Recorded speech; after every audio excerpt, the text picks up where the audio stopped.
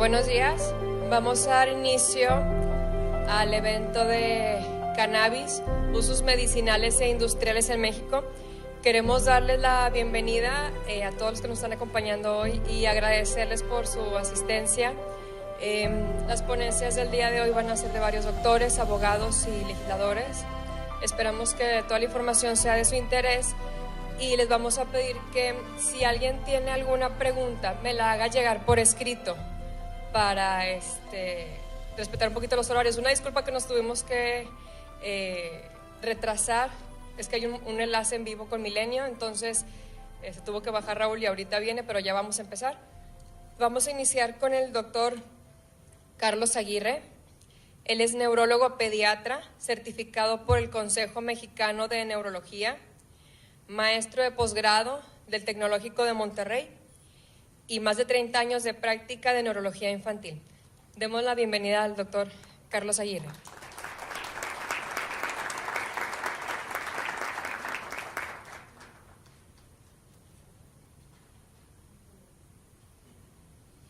Bien, pues buenos días. Primero que todo agradezco a la Asociación Grace, al señor Raúl, a la señora Mayela, de haberme invitado a participar en esta ponencia tan interesante en estos momentos aquí en todo el país, en México y Latinoamérica también, porque hemos visto cómo se está despertando todo el uso medicinal de la cannabis en Latinoamérica, ¿no? Entonces, para mí es un honor y un grato momento estar con ustedes y compartir esta información. Nos pudiéramos pasar la siguiente.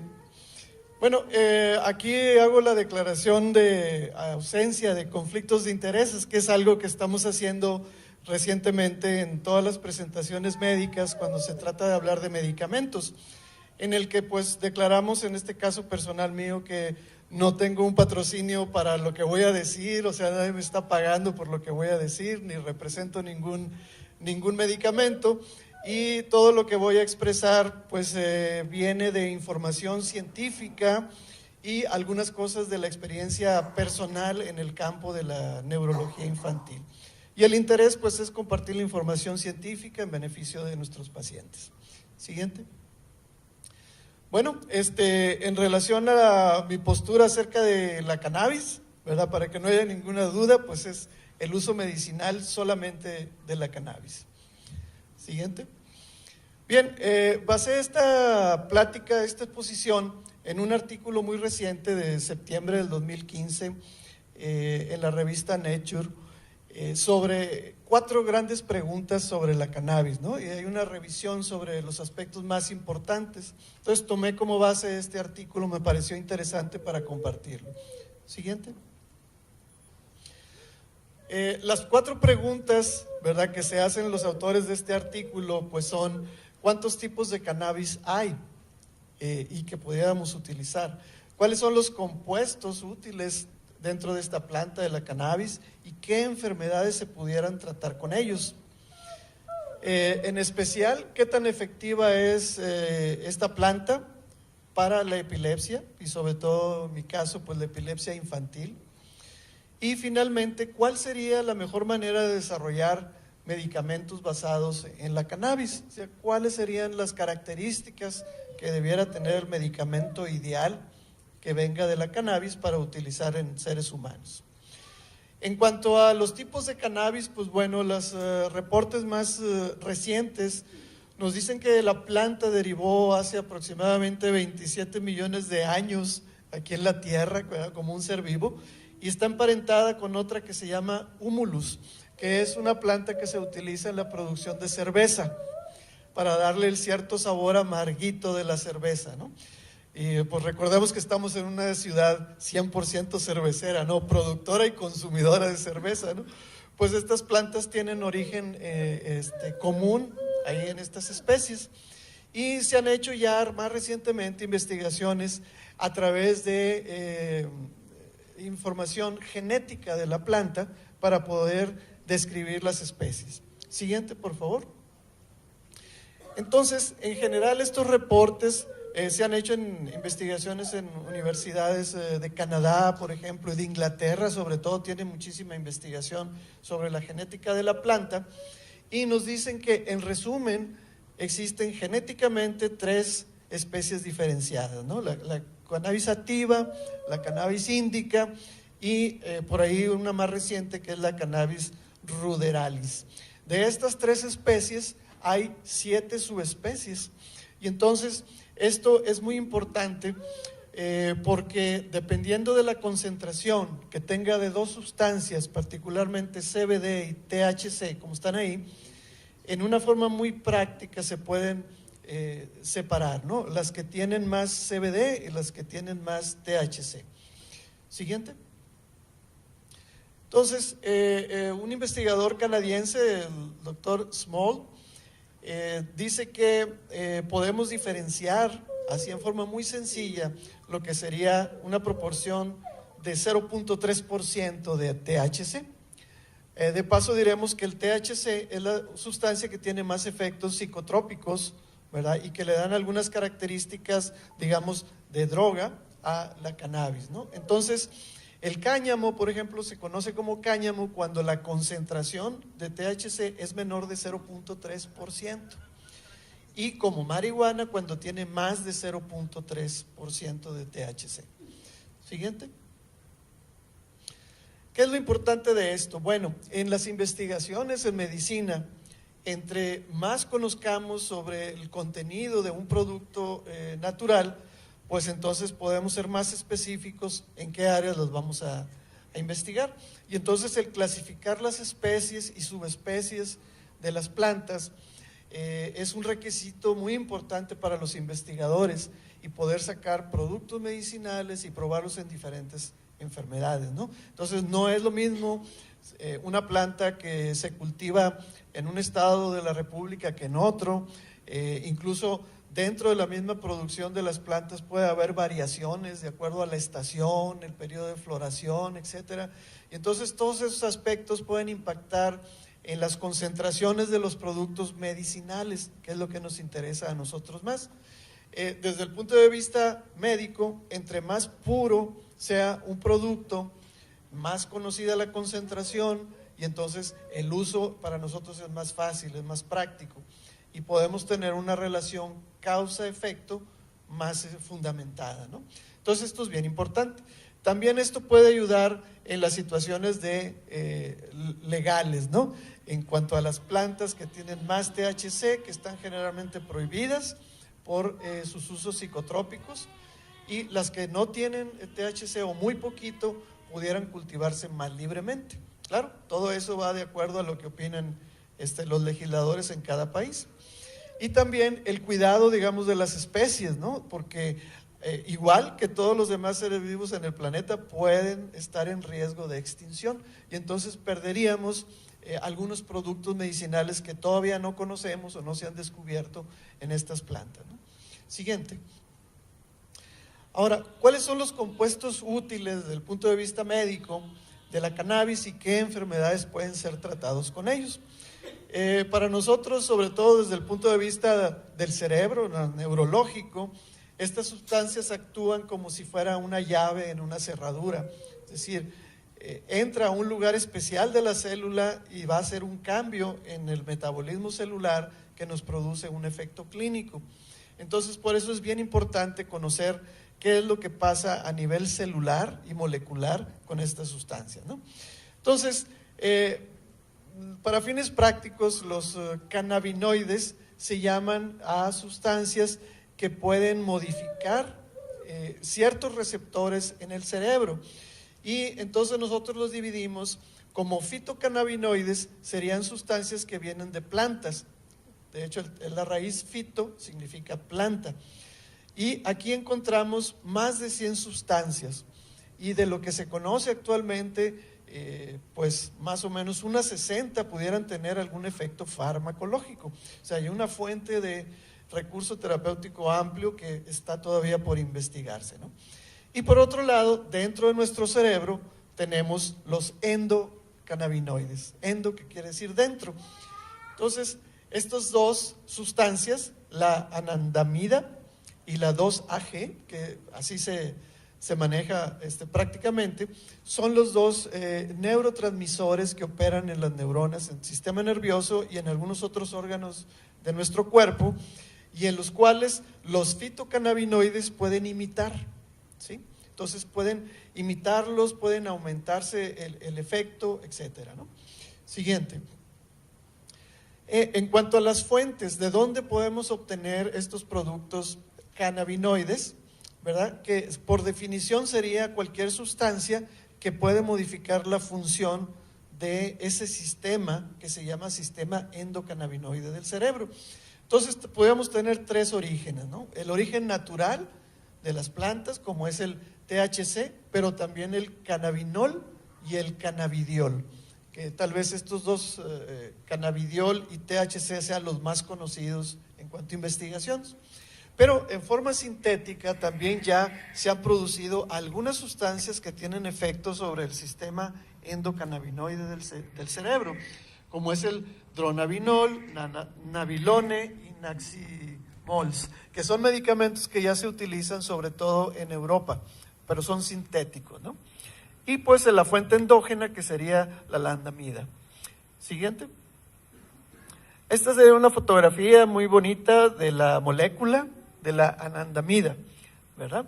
A la cual se trata de imitar, es decir, los endocannabinoides o los fitocannabinoides deben de parecerse molecularmente a la sustancia, o los que se produzcan sintéticamente también, para que puedan actuar como esta llave en una cerradura dentro de las células del organismo, ¿no? Siguiente. Bueno, vamos a ver aquí a nivel ya más micro, ¿verdad? ¿Dónde está funcionando ese famoso sistema endocannabinoide?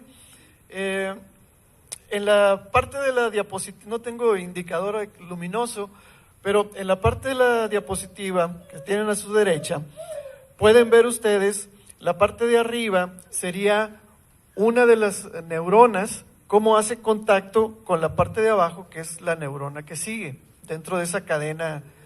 Me van a prestar un indicador. Muchas gracias, doctor.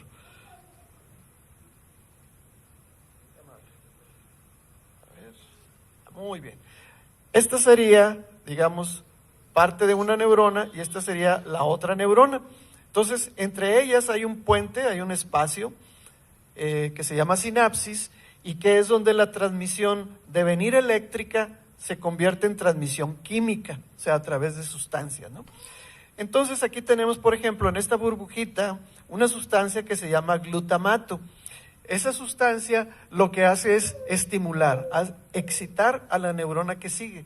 Entonces libera el glutamato aquí junto con calcio y nos produce un cambio dentro de la neurona que sigue eléctrico. O sea, la señal brinca de una a otra a través de esta molécula química.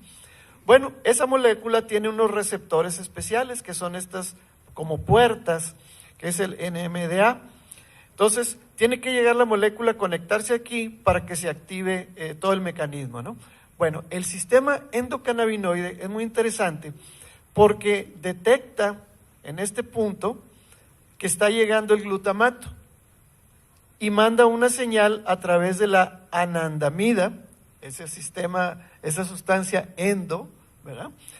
Manda una señal dentro de la neurona y luego la neurona la produce hacia atrás. Este mecanismo se llama retrógrado, es decir, le informa a la neurona que mandó la señal que ya llegó la señal, ¿sí? Y eso lo hace a través de un receptor que se llama CBD1, es decir, receptor cannabinoide número 1, ¿sí? Entonces el mecanismo es, cuando hay mucho glutamato, se activa este mecanismo y entonces se inhibe la liberación de glutamato. Entonces lo que hace es modular, es decir, le dice a la neurona anterior, ya párale, ya fue mucha información, mucho estímulo, ¿verdad? Entonces es un mecanismo de inhibición, ¿verdad? Y es la manera en que actúa, ¿no? Entonces, esta neuroncita tiene su receptor de CBD, en este caso CBD1, y es muy importante porque esta es la cerradura. Y la sustancia, la anandamida, es la llave. En caso de los medicamentos, pues el cannabidiol o el cannabinol sería la llave y el receptor sería la cerradura. Entonces, es como va a intervenir este tipo de medicamentos. Siguiente. Bien, entonces, los fitocannabinoides son una clase de compuestos que aparecen únicamente en la naturaleza en esta especie, que es la cannabis, ¿no? La cannabis produce estas sustancias para su metabolismo natural, es decir, la planta no tiene neuronas, ¿sí? Pero esas sustancias actúan de alguna manera en su metabolismo, ¿no? Por eso las posee. Siguiente. Y los vamos a encontrar, si la planta está, digamos, fresca, va a haber cierto tipo de compuestos. Si la planta ya se seca, entonces esos compuestos cambian. Y si aparte la planta se quema, por ejemplo, en el caso de los cigarros de marihuana, pues va a haber un cambio mucho mayor en los compuestos químicos. Entonces, en la planta original lo que encontramos se llaman fitos cannabinoides simples, como sería el cannabinol, como sería el tetrahidro, o más bien ácido tetrahidrocannabilólico.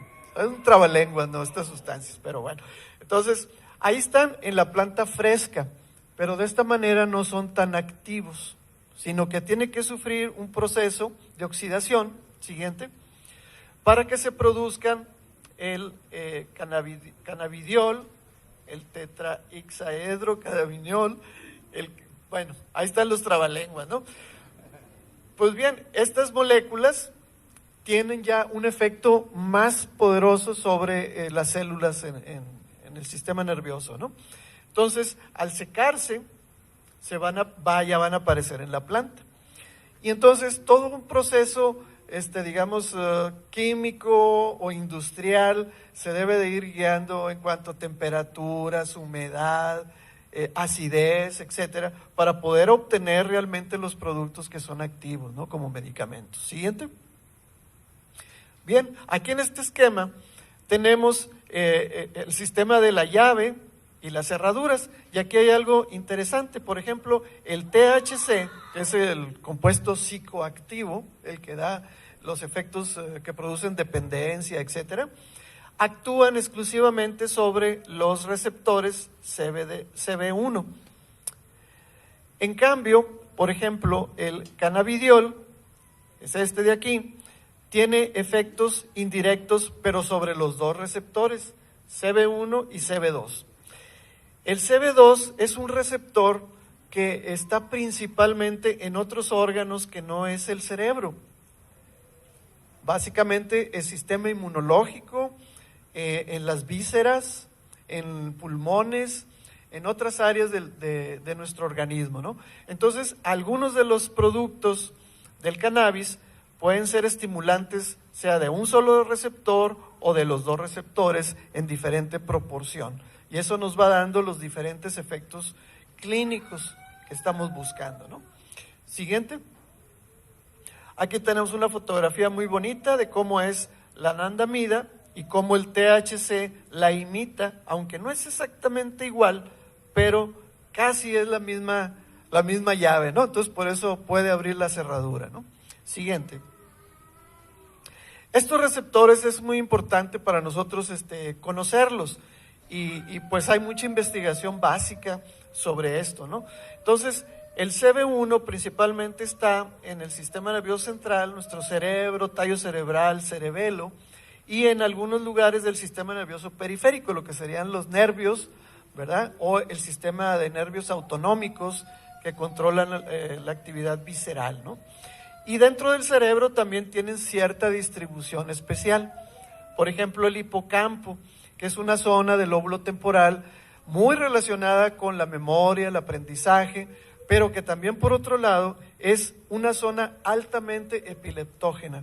O sea, es una zona que fácilmente desarrolla descargas patológicas. Entonces, ahí hay mucho receptor de CB1, por lo cual los cannabinoides tienen más efectos sobre esa región. Y es donde nos pudieran servir, ¿no? En cambio, el CB2 está principalmente en el sistema inmunológico, vaso, en las amígdalas, en los leucocitos. No tienen efectos psicoactivos, pero actúan sobre los mecanismos de la inflamación, ¿verdad? Entonces, las sustancias que actúan sobre el CB1 tienen un efecto neuromodulador y las que actúan sobre el CB2 tendrán un efecto inmunomodulador. Entonces ahí es donde tenemos diferentes áreas de oportunidad, como diríamos, para tratar enfermedades. La siguiente.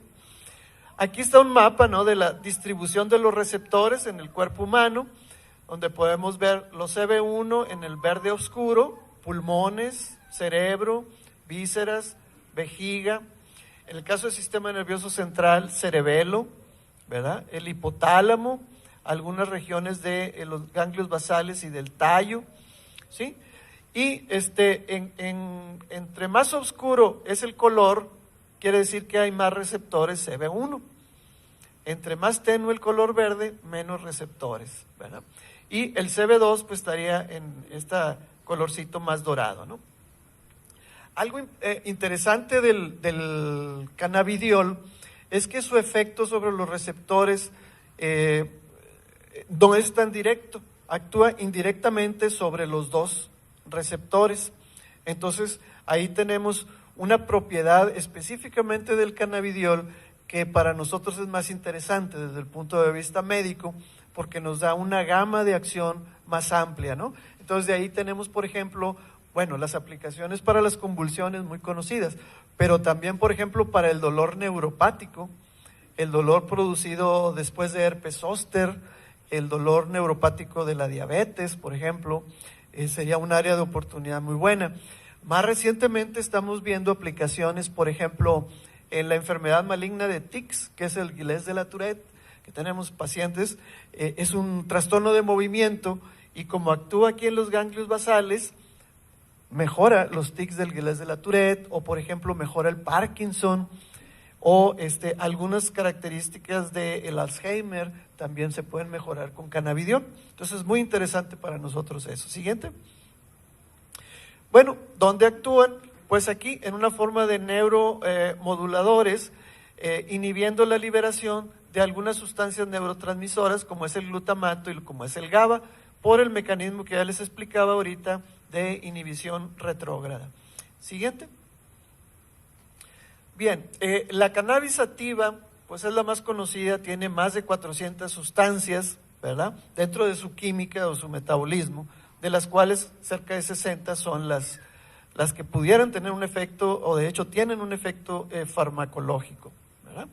Y la concentración incluso varía de cannabinoides si está más concentrada en el capullo de las flores, pero por ejemplo en las semillas tenemos también una buena concentración de cannabinoides y una buena concentración de ácidos omega 3, los famosos omega 3 que ayudan para el corazón, para la maduración del sistema nervioso. Entonces también hay una fuente como de otros productos beneficiosos dentro de la semilla de la planta, por ejemplo, ¿no? Siguiente. ¿Dónde pueden funcionar entonces estas sustancias cannabinoides? Bueno, tienen un papel muy importante en la regulación del apetito.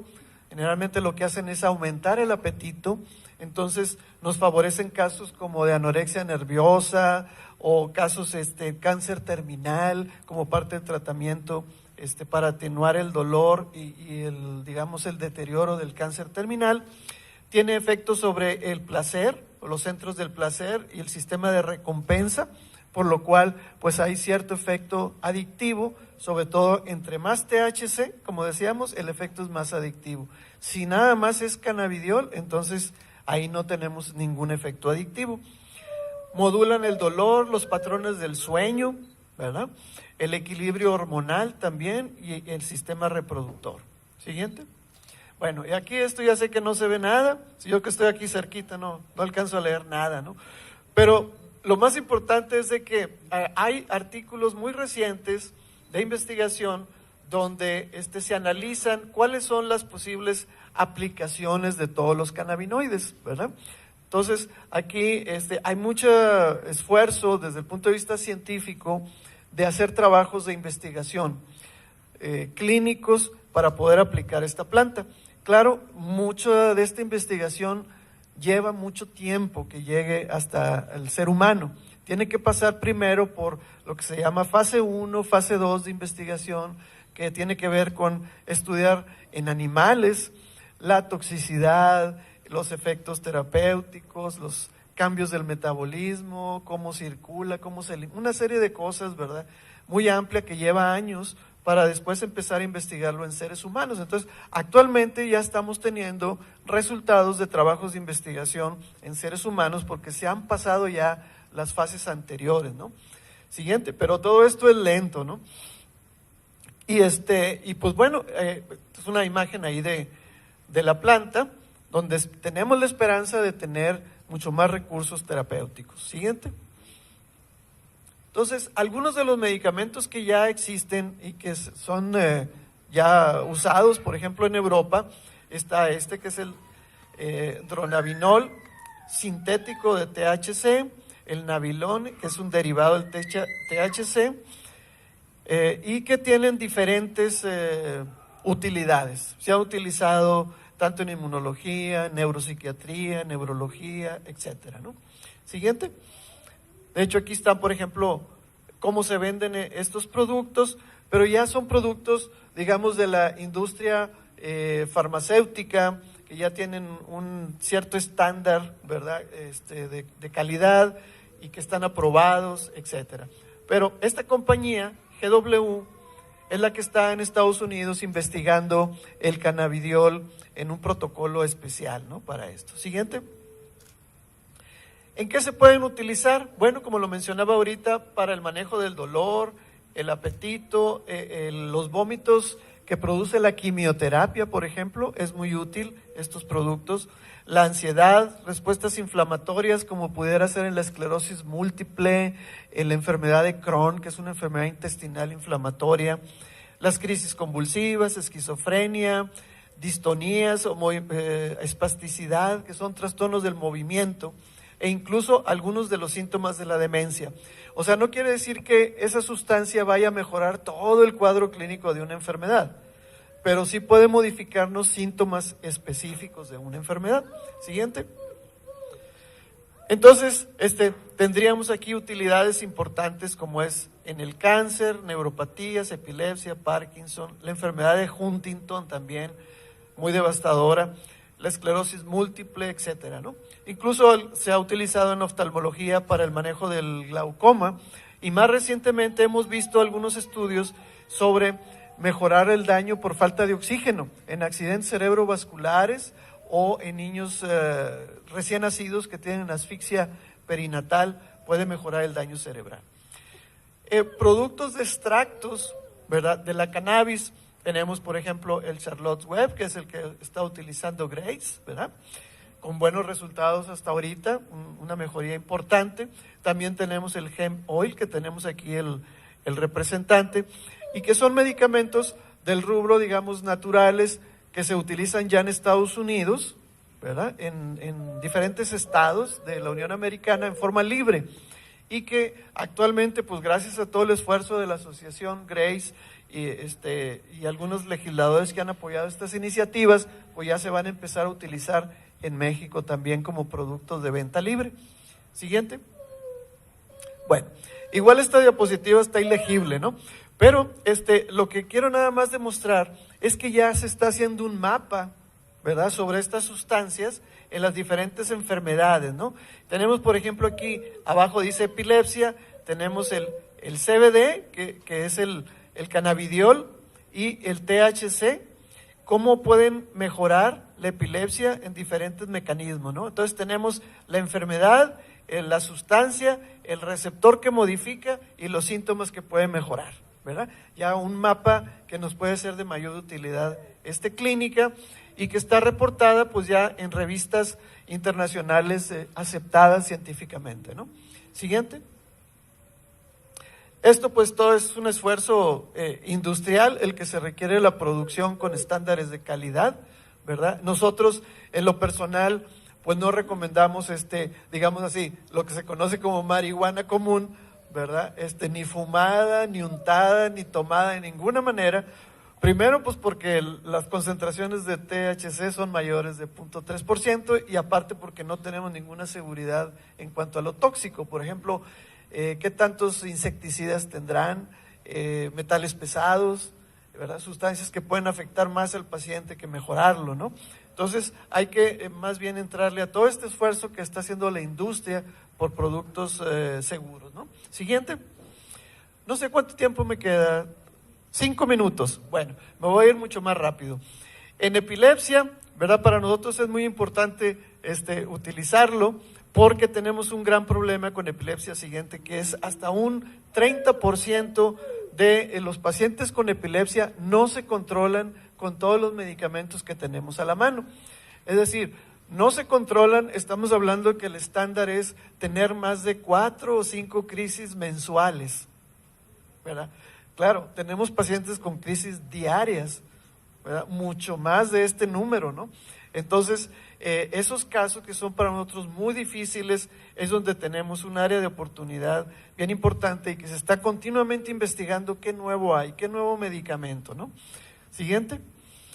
Entonces, los pacientes requieren nuevas opciones de tratamiento que tengan menos efectos secundarios, ¿verdad?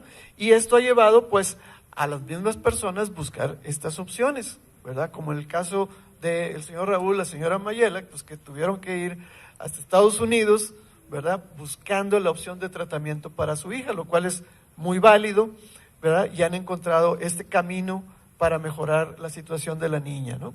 Siguiente.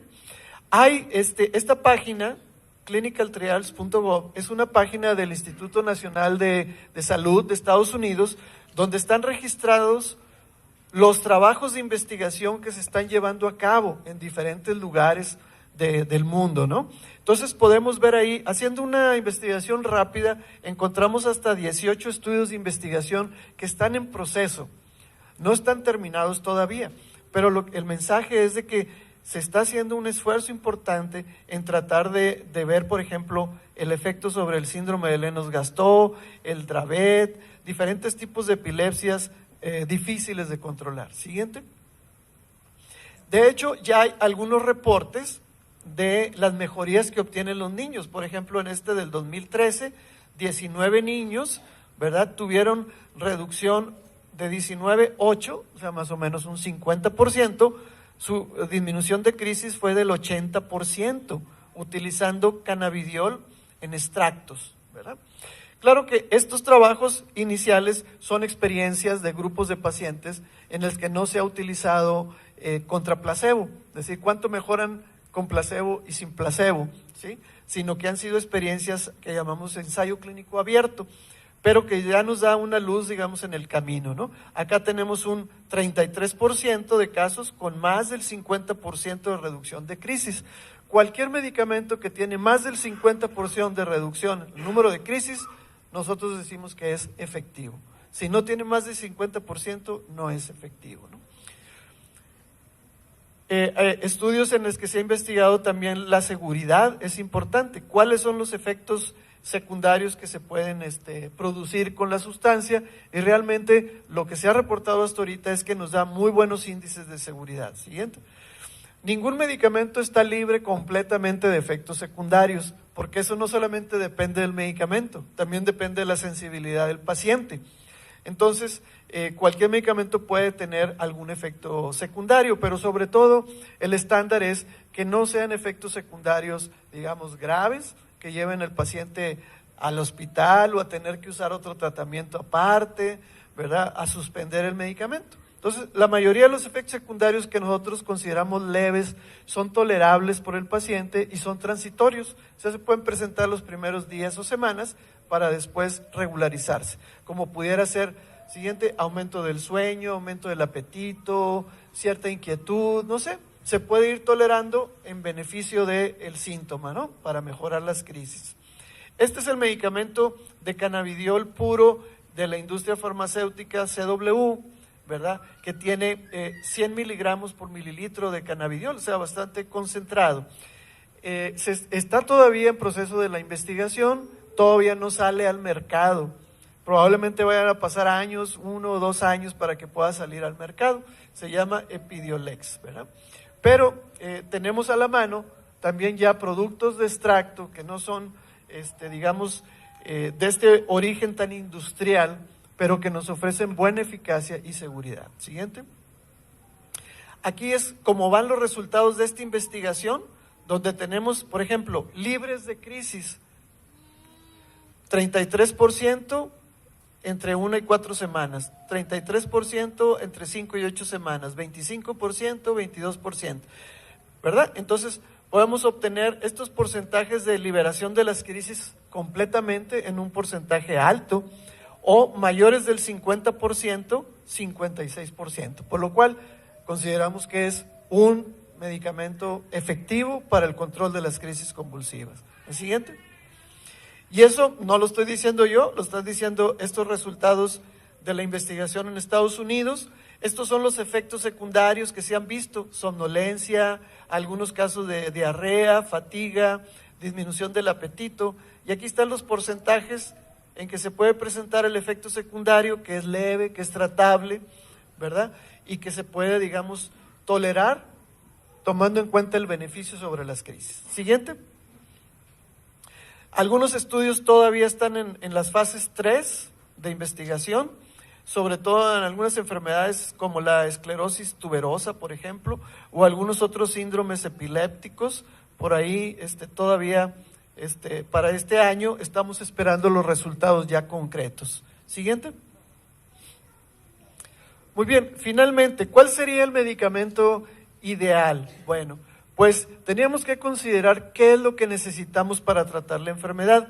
Si un extracto puro, o sea, que nada más tenga cannabidiol o cannabinol, alguna sustancia específica, o un extracto combinado, porque en ocasiones el que tengan cierta proporción de THC potencia el efecto del cannabidiol. Entonces, en el caso, por ejemplo, de las epilepsias, se ha visto que una combinación bajita de THC también ayuda al control epiléptico.